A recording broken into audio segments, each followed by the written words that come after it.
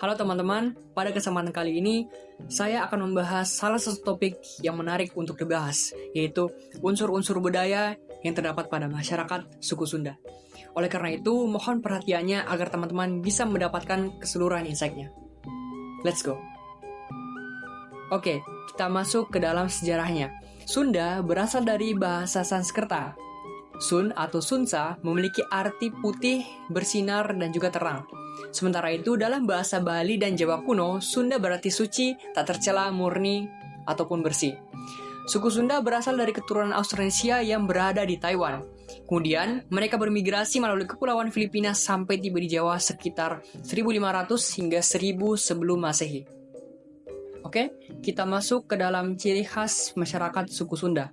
Di sini, saya telah merangkum 3 ciri khas yang dimiliki oleh masyarakat suku Sunda. Yang pertama, sulit melafalkan huruf F. Diketahui, masyarakat suku Sunda sulit dalam melafalkan huruf F karena dalam aksara dan bahasa Sunda kuno tidak mengenal huruf F. Biasanya huruf F akan dialihkan menjadi P, di mana hal ini telah terjadi secara turun-temurun dari generasi ke generasi. Contohnya seperti video menjadi video, foto menjadi foto, fatal menjadi patal, dan lain sebagainya. Yang kedua, suka makan dengan lalapan. Nah, hampir dalam setiap menu makanan sehari-hari, masyarakat suku Sunda juga harus didampingi dengan lalapan. Karena masyarakat Sunda merasa ada yang kurang ketika menyantap makanan utama jika tidak ada lalapan sebagai pendampingnya. Dan yang ketiga, ada watak atau sifat. Orang Sunda memiliki watak yang telah diajarkan secara turun-temurun dalam menjalani kehidupan sesuai dengan pedoman. Terdapat 5 watak. Yang pertama, cager yang berarti sehat, benar yang berarti tidak berbohong atau jujur, bager yang berarti mengasihi sesama, singer yang berarti teliti dan tidak ceroboh, dan yang terakhir pintar atau pintar yang berarti harus menguasai ilmu pengetahuan dan dapat belajar dengan baik.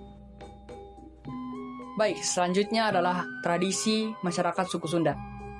Di antaranya, yang pertama adalah botram. Botram adalah istilah Sunda yang merujuk pada tradisi makan bersama dengan alas daun pisang atau tikar. Uniknya, dalam tradisi ini, lauk pauk yang akan dinikmati biasanya akan dibawa sendiri oleh tiap orang yang ikut serta. Tradisi makan bersama khas Sunda ini dilakukan dengan tujuan untuk menjalin kebersamaan dan mengikat tali persaudaraan. Yang kedua, ada nyanet. Nyanet adalah sebuah tradisi minum teh khas Sunda yang berasal dari wilayah Garut dan telah ada sejak ratusan tahun untuk menyambut Tahun Baru Islam. Istilah nyanet sendiri merupakan akronim dari Nyai Hanet atau Cai Hanet yang artinya air hangat.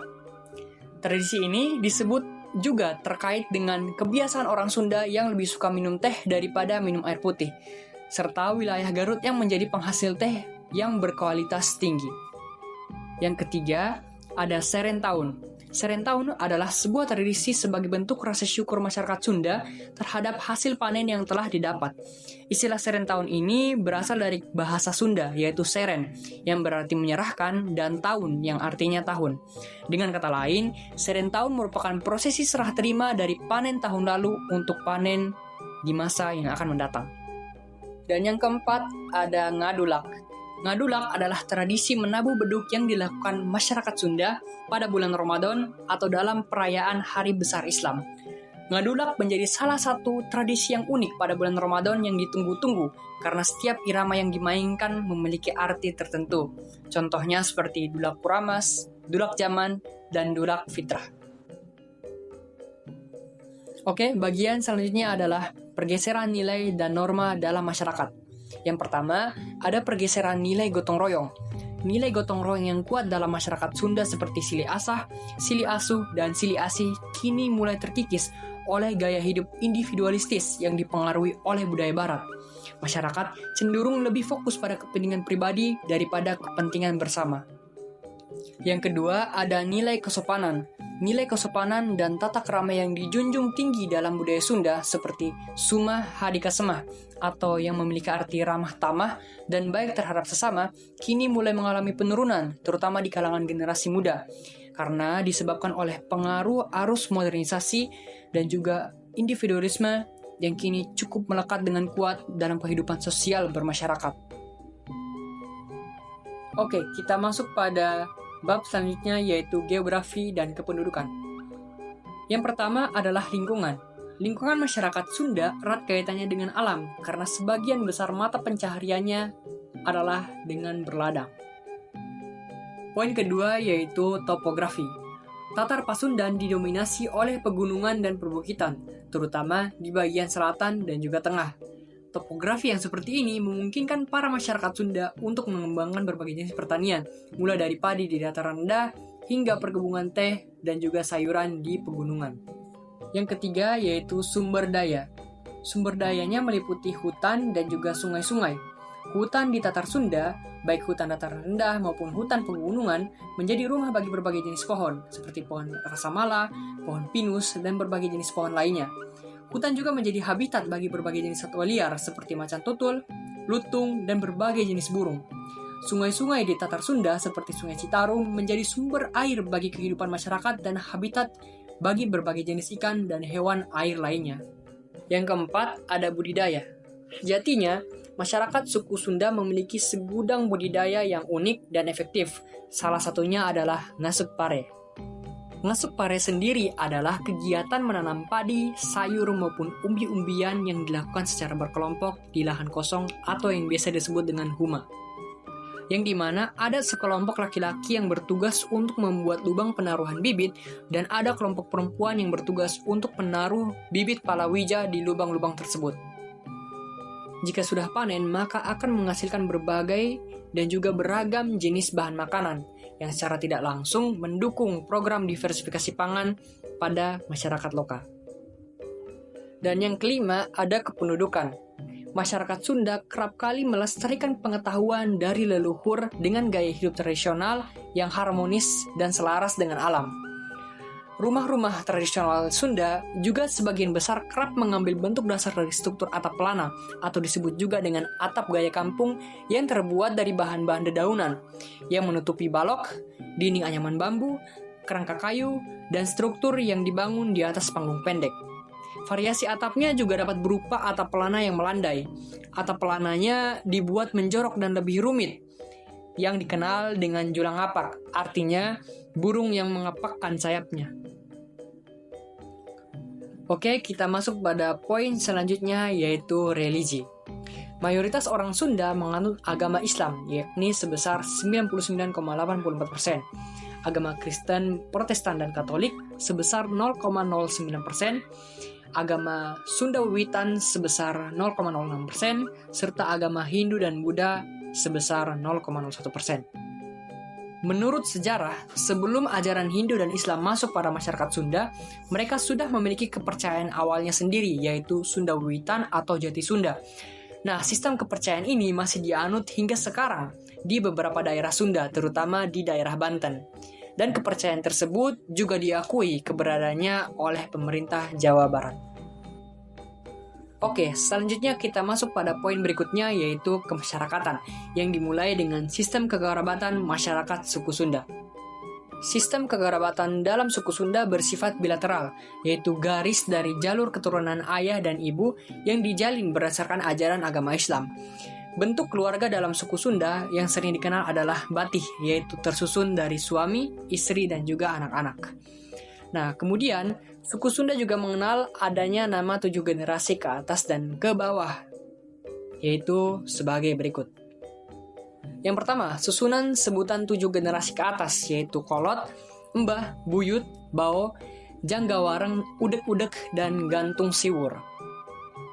Susunan kedua, yaitu susunan sebutan 7 generasi ke bawah, yakni anak, incu, buyut, bao, janggawareng, udek-udek, dan gantung. Susunan kedua yaitu susunan sebutan 7 generasi ke bawah, yakni anak, incu, janggawareng, udek-udek, dan gantung siwur. Kemudian interaksi sosial pada keluarga inti bisa teman-teman post video ini, lalu teman-teman lihat sendiri susunan. Kemudian, interaksi sosial pada keluarga inti bisa teman-teman post video ini, kemudian teman-teman lihat sendiri susunannya dari pertama sampai dengan terakhir. Selanjutnya adalah pengetahuan. Salah satu ciri khas pengetahuan yang diyakini oleh masyarakat Sunda adalah penggunaan bahan-bahan alami dan juga rempah-rempah. Masyarakat Sunda juga mengandalkan sumber daya alam sekitar mereka untuk menyajikan hidangan yang segar dan bervariasi. Masakan Sunda sangat kental dengan budaya dan tradisi masyarakat. Setiap hidangan dalam masakan Sunda membawa ceritanya tersendiri, menggambarkan nilai-nilai yang dihargai, serta memperlihatkan kedekatan masyarakat dengan alam dan lingkungan sekitarnya. Yang ketiga, kesenian. Berbicara mengenai kesenian khas Sunda, tentu tidak akan ada habisnya, karena daerah ini memiliki banyak sekali kesenian tradisional yang menambah khasanah budaya dan kesenian asli bangsa Indonesia. Contoh-contoh seni tarinya ada tari jaipong, tari merak, kudan renggong, kecapi suling, cianjuran, bajidoran, dan masih banyak lagi. Kemudian untuk contoh-contoh seni musiknya atau alat musiknya, ada suling bambu, angklung, toleat, tarompet, gamelan Sunda, calung, karinding, dan masih banyak lagi. Yang keempat, ada pantangan makanan. Dalam sejarahnya, pamali atau pantangan yang diyakini oleh sebagian besar masyarakat suku Sunda dan sudah dipegang sebagai kebiasaan dari nenek moyang dalam menerapkan batasan di dalam kehidupan. Pamali pada sejatinya dilakukan sebagai bentuk nasihat kepada seseorang agar tidak melanggar norma dan adab yang berlaku di kalangan masyarakat Sunda. Jadi teman-teman, di sini saya sudah merangkum 3 pantangan makan dari beberapa pantangan makan yang diyakini oleh masyarakat suku Sunda. Yang pertama, larangan makan menggunakan cobek. Larangan makan dari cobek diyakini pamali oleh masyarakat Sunda karena dipercaya bisa membawa sial atau sulit mendapatkan rezeki. Tapi secara logis, cobek dianggap tempat mengolah makanan mentah atau pedas, sehingga dinilai kurang higienis dan tidak layak dijadikan wadah makan secara langsung. Yang kedua, larangan makan tungir ayam. Jadi, menurut kepercayaan masyarakat suku Sunda, jika seseorang memakan brutu atau tungir ayam, maka bisa berdampak pada usia yang menjadi pendek dan menjadi pelupa atau pikun. Namun dari segi ilmiahnya, ini terkait dengan banyaknya kandungan lemak dan kalori di bagian tungir ayamnya, sehingga akan menimbulkan penyakit jika dikonsumsi dalam jumlah yang banyak seperti kolesterol hingga serangan jantung.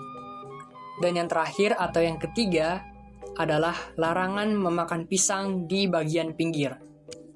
Sebagian besar masyarakat suku Sunda meyakini bahwa mereka harus menghindari memakan pisang bagian pinggir, baik bagian yang paling kanan maupun bagian yang paling kiri. Menurut kepercayaan mereka, jika hal ini dilanggar, maka seseorang yang melanggarnya itu akan tersisihkan dan mendapatkan perlakuan yang tidak enak dari lingkungan sosialnya. Akan tetapi menurut nasihat logisnya, anak-anak secara tidak langsung diajarkan untuk mengambil pisang dari yang terkecil hingga yang terbesar, sehingga ke depan diharapkan mereka tidak memiliki sifat yang rakus terhadap apapun. Oke teman-teman, terima kasih karena sudah menonton video ini sampai selesai.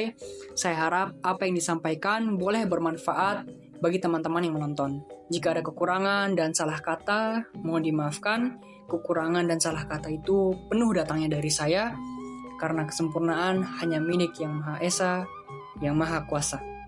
Sekali lagi saya ucapkan limpah terima kasih dan salam sehat.